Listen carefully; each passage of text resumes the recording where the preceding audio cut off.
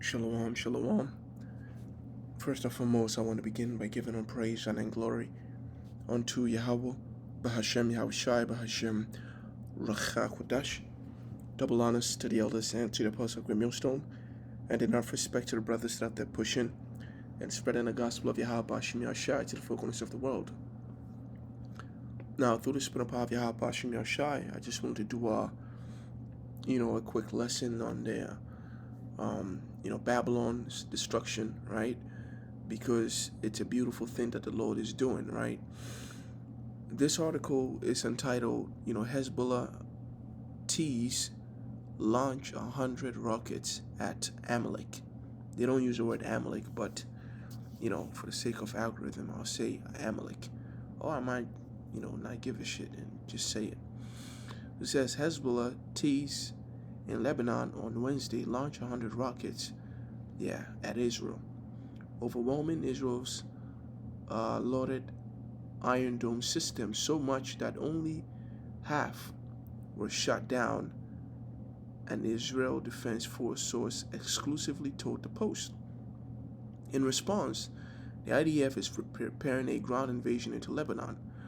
The sources said Wednesday the attacks from Iran's proxy military group and counter-assaults from Israel marked a new front in the ongoing U.S.-Israeli joint military mission that the U.S. has dubbed Operation Epic Fury. Okay, so I just want to focus on this for a second, right? The Iron Dome was overwhelmed to where 100 rockets got through. The reason I think this is very interesting, right, is because when you go into the book of Joel, the second chapter, it talks about the destruction by way of the thermonuclear missiles.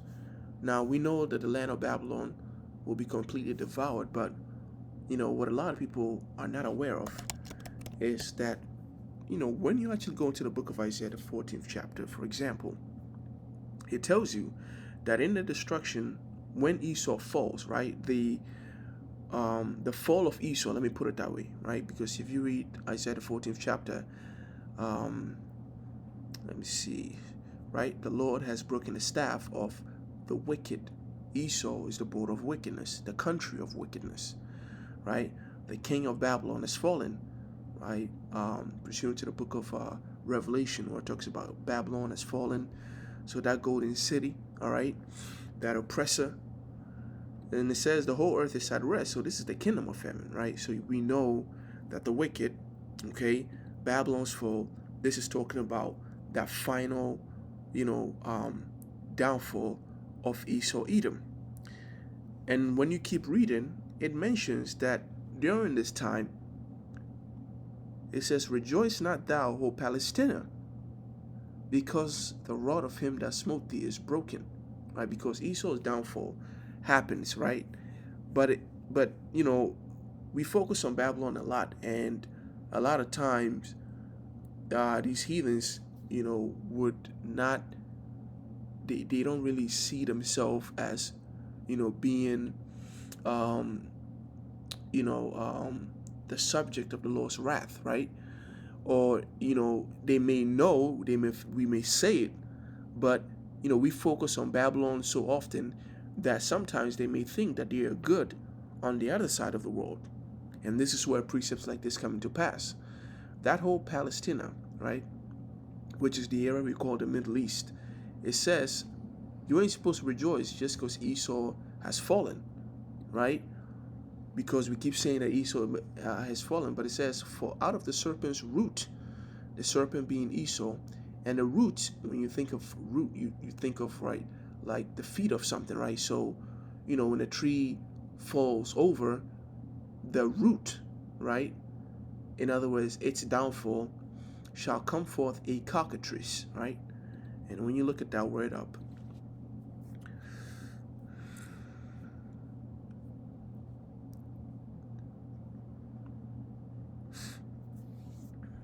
the word there is a viper, snake, an adder, a serpent, all right?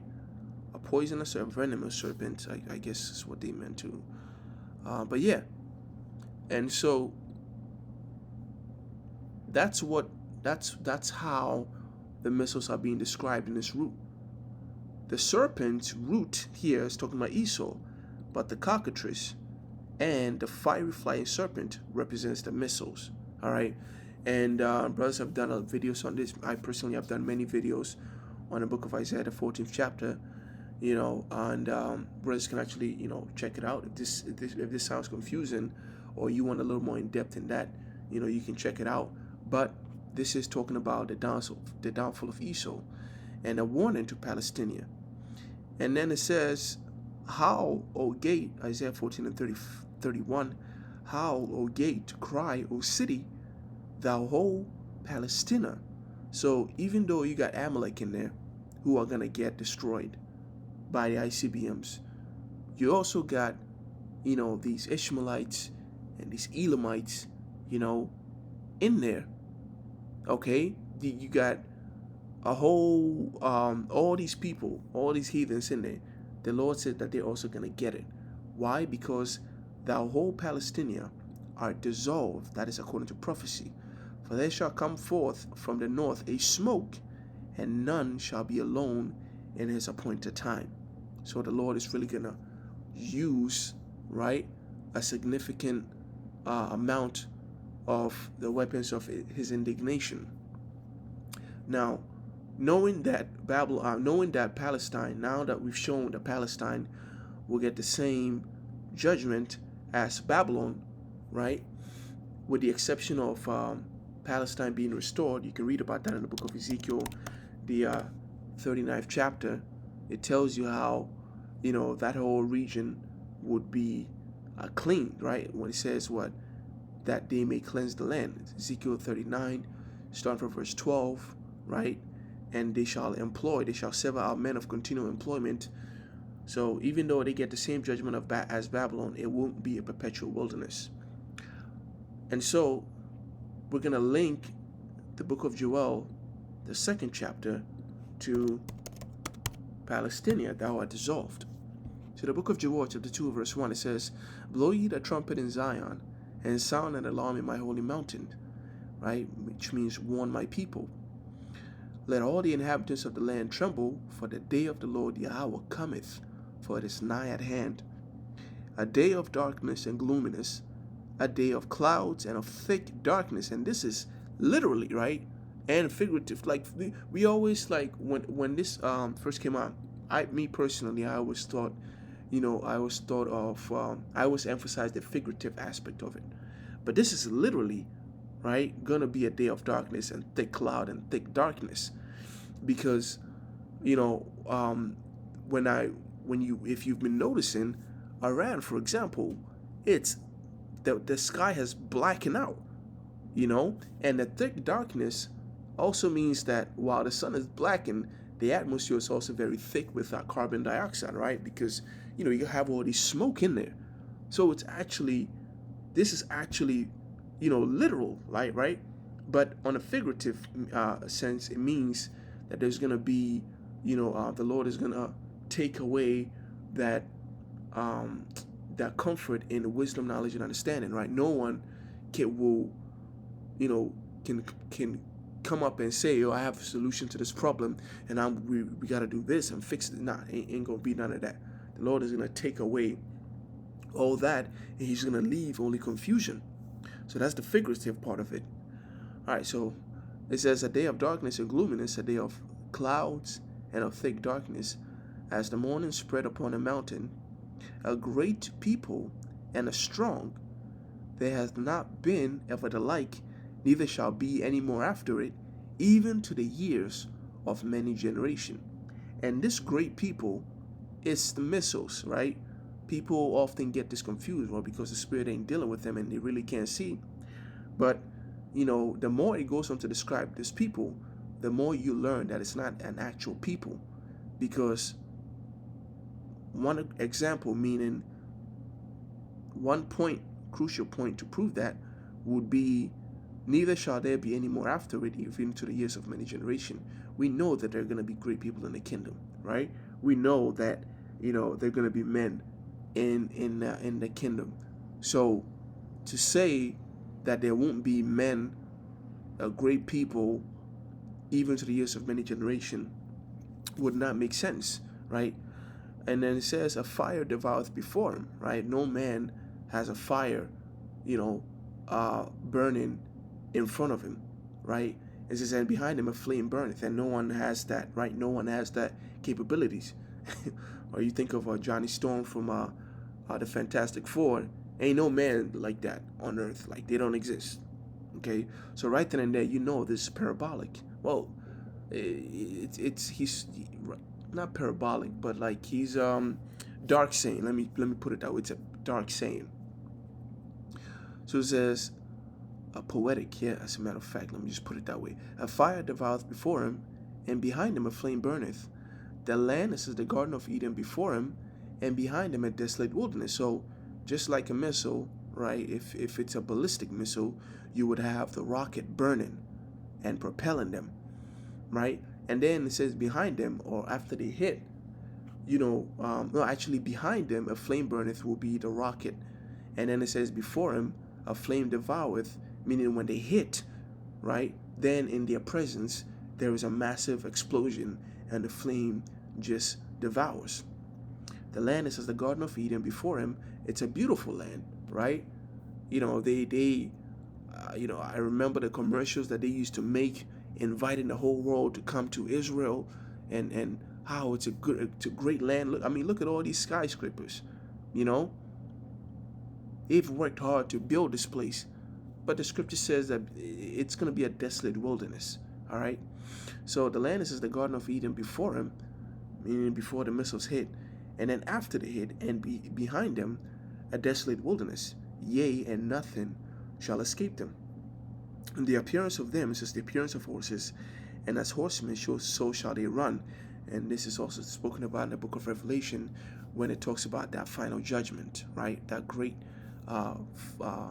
destruction. Actually, let me just, rather than running around with it.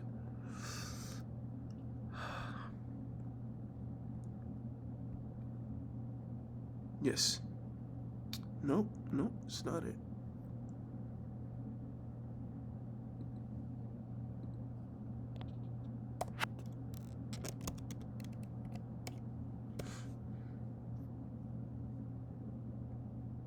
Just want to skim through it real quick.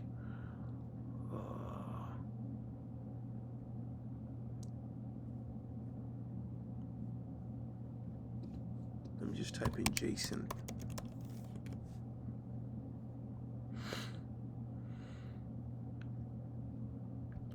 Revelation 9:17, right? And the number of the army of horsemen were 200,000, and I heard the number of them.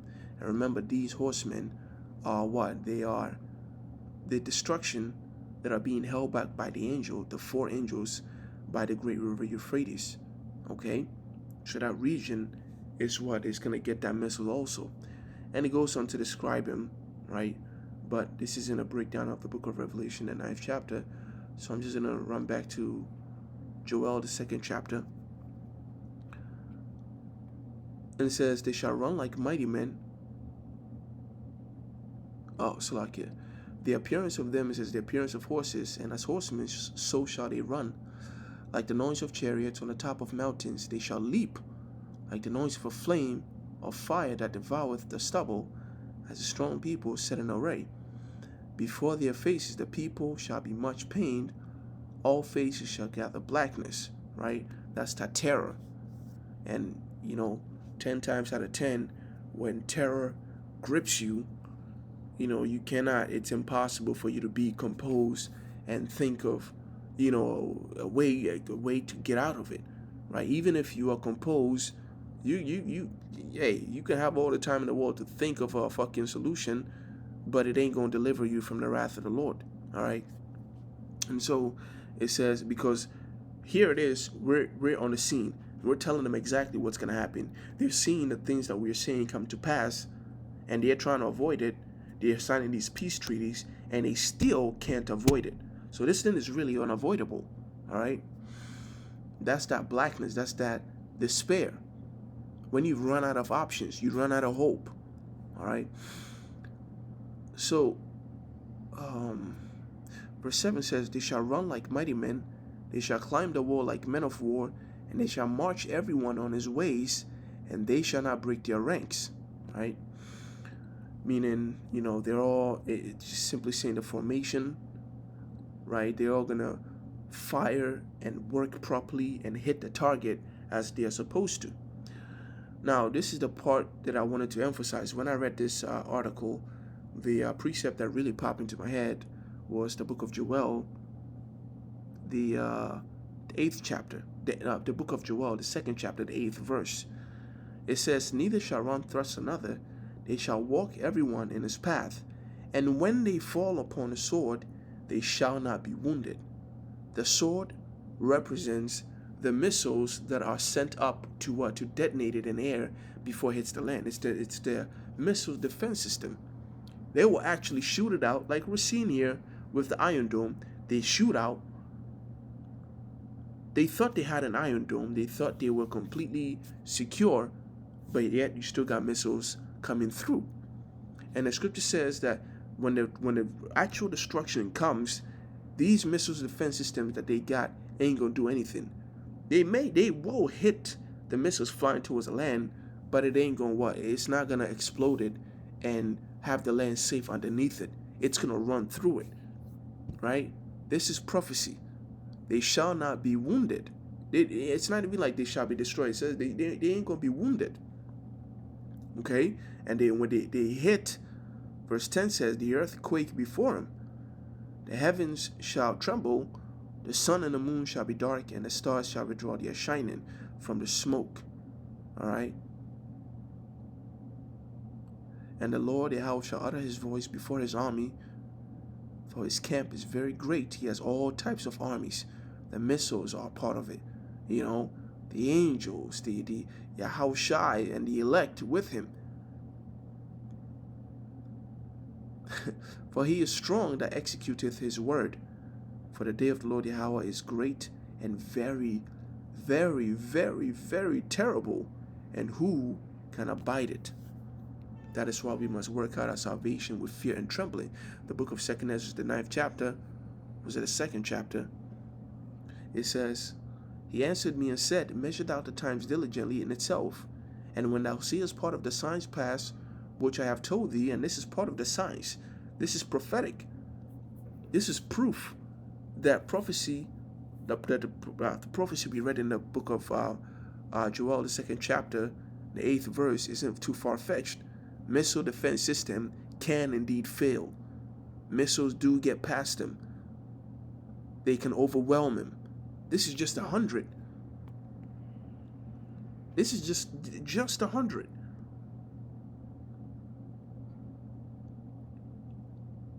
And they were only able to stop 50. So 50 is the max rocket. Yo, these Edomites don't have a fucking prayer, man. They have nothing. I don't understand what all that pride is about. But they don't have anything, man. The least of the flock shall draw them out to war. And they started this war because of pride. Thinking that they were just going to go in, do this, that, and the third, and then walk out. But what they've done was they've made themselves an enemy with the entire world. That's why you see news like this coming out, right? Let me see.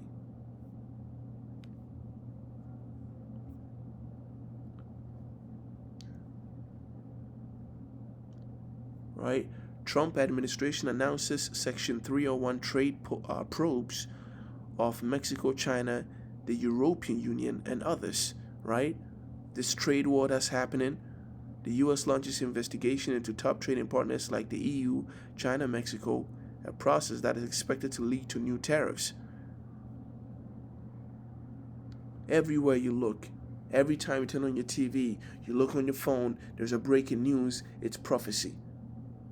It isn't some dumb shit like a celebrity had a baby like it used to be back then. Back then, if Brad Pitt and Angelina Jolie, had a child, You're going to stop hearing about it. Blow up on social media. But now, nobody cares about that anymore. Now, the Lord has the attention because it is time for thee to work, O Yahweh.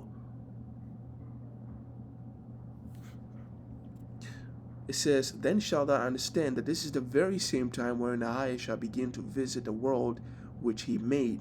That is why we are looking, right, for the visit of the Lord. We must make ourselves ready for the marriage of the Lamb. Therefore, when there shall be seen earthquakes and uproars of the people in the world, then shalt thou will understand that the Most High spake of those things from the days that were before thee, even from the beginning. All right? For like as all that is made in the world has a beginning and an end, and the end is manifest, right?